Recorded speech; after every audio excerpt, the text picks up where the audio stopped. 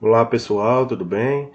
Estamos voltando aqui com as nossas aulas da Escola Nossa Senhora dos Milagres, na disciplina Ciências. Eu sou o professor Roberval e essa aula vai para o 7º ano. Pessoal do 7º ano, nas últimas aulas a gente veio falando sobre as plantas, sobre o grupo das plantas, as características que esse grupo tem. A gente falou sobre as partes da planta, sobre características peculiares das células das plantas.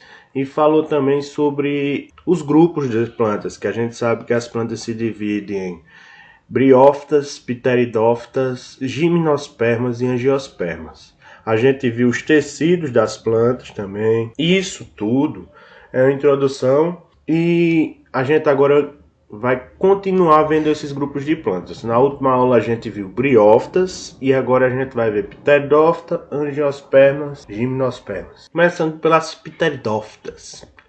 Essas plantas, pessoal, elas são simples, mas são mais complexas do que as briófitas. Vocês lembram que eu disse que as briófitas elas não possuem tecido de vasocondução, é tudo formado, tudo na briófita, por ser uma plantinha muito pequena e muito simples, é feito por difusão. Essas plantas pteridófitas elas são um pouco maiores. Isso já impede que o sistema de condução, por exemplo, de água delas seja rudimentar como os da briófita, ou seja, por difusão. Não pode ser mais, tem que ser mais específico, melhorado. E por isso essas plantas elas já são o primeiro grupo que é vascular, ou seja, que tem tecido de vasocondução, como se fosse um sistema sanguíneo dessas plantas. Elas possuem raiz, caule e folhas verdadeiros, já que tem os tecidos de vasocondução. Ora, se nós dissemos que as briófitas não tinham esse tecido, não eram tecidos, vamos dizer assim, raiz, caule e folha verdadeiros, por conta da falta do tecido de vasocondução, como a gente tem o tecido de vasocondução agora, elas passam a ter essa raiz, esse caule, essa folha de forma verdadeira mesmo. Apesar de as pteridófitas serem mais complexas e um pouco mais robustas do que os briófitas, elas ainda se limitam a ambientes úmidos e sombreados. Elas não possuem também nem flores, nem frutos e nem sementes. E a reprodução delas a gente vai estudar um pouco mais adiante. Quem são os representantes das pteridófitas? As pteridófitas são representadas pelas samambaias e avencas. Aqui a gente tem alguns exemplos de samambaia. Geralmente é aquela plantinha que o pessoal gosta de ter em casa, no vaso suspenso, né? Que ela faz isso aqui, ó. Fica bem bonito. E isso é uma samambaia, certo? E são os representantes desse grupo das pteridófitas. São plantas que, apesar de já serem um pouco mais complexas que as briófitas, elas ainda dependem, por exemplo, da água para reproduzir. Aqui mais um exemplo de samambaia. E aqui uma avenca. Você vê que a diferença da samambaia para a avenca a gente vê nas folhas. Essa aqui tem um monte de folhinha no lugar de uma folha principal. E essa daqui ela tem uma folha grande dividida em folhas menores. Ó. Esse grupo das pteridófitas ainda tem uma característica muito importante que é o rizoma. E o que é o rizoma? O rizoma é um caule subterrâneo horizontal presente no grupo das pteridófitas. Esse rizoma, ele como a gente não vê, né, vê só folha, né, nas pteridófitas, é por conta que esse caule dele ele é subterrâneo. E essas folhas, como eu já falei, elas se dividem em folíolos, que são estruturas menorzinhas. Por último, e não menos importante, a gente tem os soros. Os soros, pessoal, são as estruturas reprodutivas e são como se fossem pontinhos escuros na parte de baixo das folhas das samambaias e avencas. É por esses pontinhos que a planta vai produzir estruturas para se reproduzir. E essas estruturas são os esporos. Os esporos são produzidos a partir daqueles soros, daquelas estruturinhas que tem embaixo das folhas das samambaias e avencas. Para quem nunca viu, aqui ó. Isso aqui é uma folha de uma samambaia e a gente pode ver que ela está em época de reprodução porque olha, os soros aqui ó. Cada bolinha dessa aqui vai produzir esporos. E aqui, ó, eles já saíram, já foram jogados pela planta. E aqui também. E é essa característica que faz com que essa planta possa se espalhar, possa se reproduzir. Ela produz os soros, esses soros eles produzem esporos e esses esporos eles são liberados. Aqui outra folha, ó, mostrando. E aqui a gente vê, ó. O rizoma, que é o caulezinho, as raízes saem do caule, uma folhinha jovem, os pecíolos, que é isso aqui, ó, essa estrutura, e o folíolo. Isso aqui, a folha dela, é toda essa estrutura aqui, ó. Aqui a gente tem os soros, ó, um cortezinho da folha, e se a gente aproximar, a gente vai ver que essas estruturas que a gente vê como os soros são várias estruturas chamadas esporângios. Esses esporângios, eles vão se abrir e vão liberar essas estruturas aqui, que são os esporos, ó. Que interessante. Aqui é o ciclo de reprodução desse grupo das pteridófitas. A gente pode começar aqui pelos esporos, ó. É formado o esporângio, é liberado os esporos, e esse esporo ele vai formar uma estrutura chamada de prótalo. Nesse prótalo, a gente vai ter a formação do gameta masculino e o gameta feminino. Quando esse prótalo forma esse gameta masculino e esse gameta feminino, a gente sabe que os gametas eles se unem formando um zigoto, no caso aqui um ovo. Nesse prótalo, depois de fecundado, a gente vai ter um fetozinho jovem que vai se desenvolver e vai formar as nossas samambaias ou avencas. Aqui a forma assexuada é a forma duradoura dessa planta. A gente vê, por exemplo, que ela é quem vai produzir os soros. Um outro grupo de plantas que a gente vai estudar hoje também são as gimnospermas. E elas são plantas geralmente das partes mais frias ou temperadas. Aqui no Brasil está lá para o sul, nas regiões mais elevadas. São um grupo de plantas importante porque inclui a araucária, que é uma árvore tradicional do nosso Brasil mais sul lá. E nativas a gente tem duas espécies, a araucária, que eu já falei, que é a araucária angustifolha, e o pinheiro bravo, que é chamado de Podocarpus lamberti. Vocês podem colocar no Google esses dois nomes que vocês vão ver muitas imagens sobre eles dois. Existe também uma árvore chamada sequoia, que é desse grupo, que é uma nativa lá da América do Norte, lá dos Estados Unidos, por exemplo, daquela região, que chega a atingir 100 metros de altura. Avalie o tamanho dessa árvore. Pode colocar no Google sequoia, que vocês vão achar várias imagens, vários vídeos. Essas plantas, elas são plantas vasculares. Ora, se é uma planta muito grande, difusão, ou seja, a água passar por ela mesma, pelos tecidos, demora muito tempo. Então elas vão ter que ter tecidos de condução de seiva, de água, para que essa água chegue lá em tempo hábil da planta conseguir sobreviver. E como ela tem esses tecidos de vasocondução, a gente também precisa da raiz, que é quem vai puxar da terra os sais minerais e essa água. O caule, que vai abrigar esses tecidos condutores, que vai levar a água da raiz às folhas e a seiva elaborada das folhas até o resto do corpo da planta.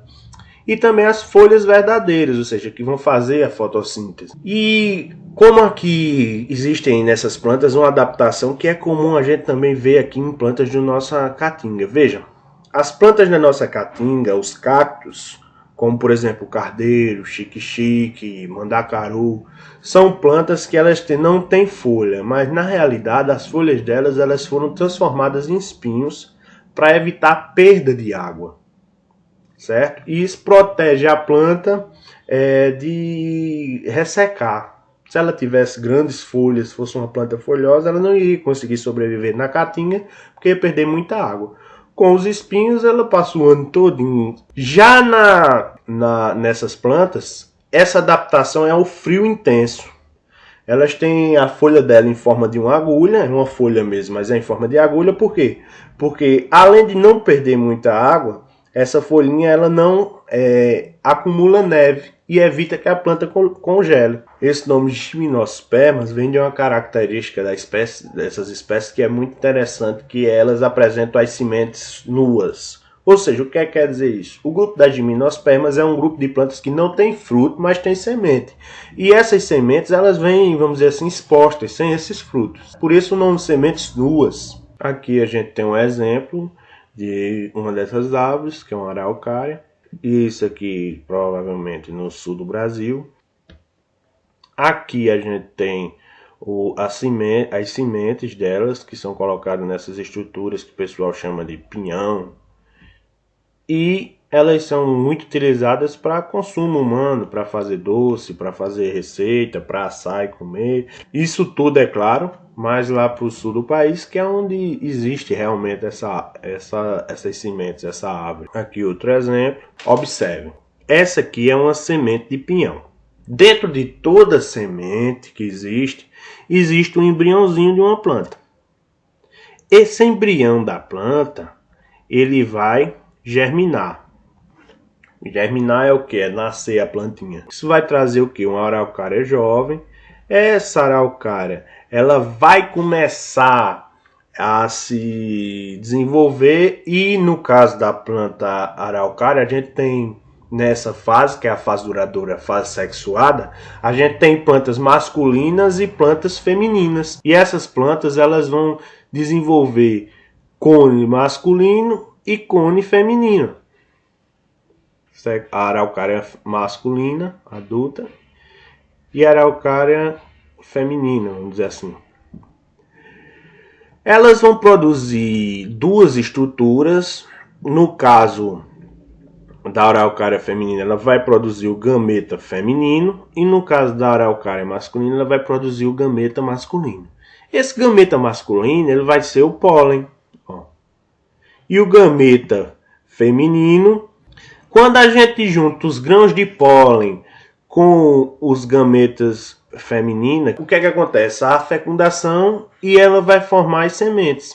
Nesse processo, a gente também tem que dizer que tem vários tipos de polinização. É quando a gente tem esses grãos de pólen levados até a outra planta para ter a fecundação. Pode ocorrer por vento, por insetos, por outros animais, como por exemplo um beija-flor. E levam esse pólen até o gameta feminino. E ocorre a fecundação para a formação das sementes. Agora, pessoal, a gente vai falar do último grupo, que são as angiospermas. Essas plantas, elas são, vamos dizer assim, o grupo mais completo, que sobrevive em várias faixas de ambiente. Ou seja, ela é encontrada desde os ambientes mais frios até os ambientes desérticos, certo? É o grupo mais abundante e comum que a gente tem, que tem mais representantes. Estão incluídos aí maracujá, manga, deixa eu ver, toda planta que produz fruto, ela está incluída no grupo das angiospermas.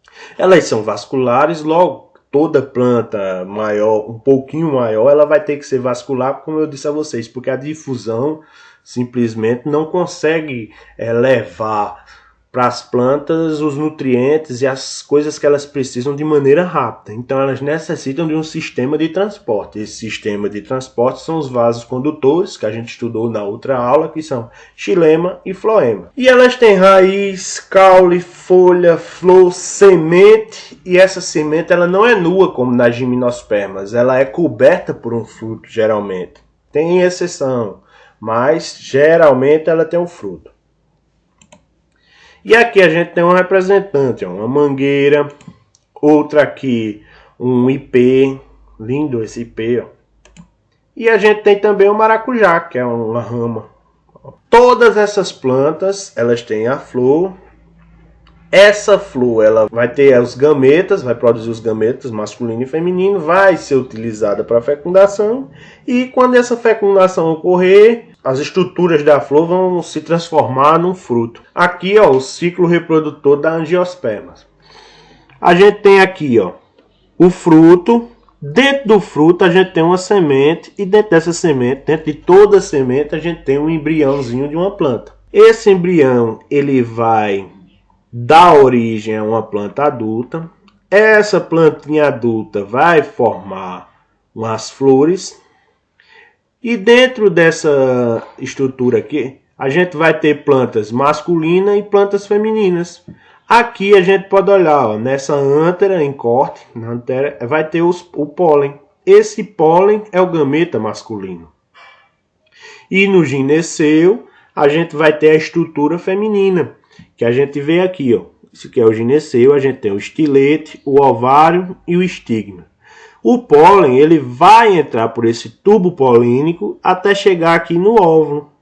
Quando ele chega no óvulo, ele vai fecundar, que são o quê? São gametas femininos. Quando eles se juntarem aqui, eles vão formar uma estrutura. Essa estrutura vai formar uma sementezinha e, no caso das angiospermas, o fruto cobrindo essa estrutura. Então, pessoal, isso é o tudo que a gente tinha hoje. A gente ainda vai ver algumas características importantes de plantas, certo? Na próxima aula. Eu queria que vocês tirassem qualquer dúvida por meio do WhatsApp. E, por último, tenha uma boa semana.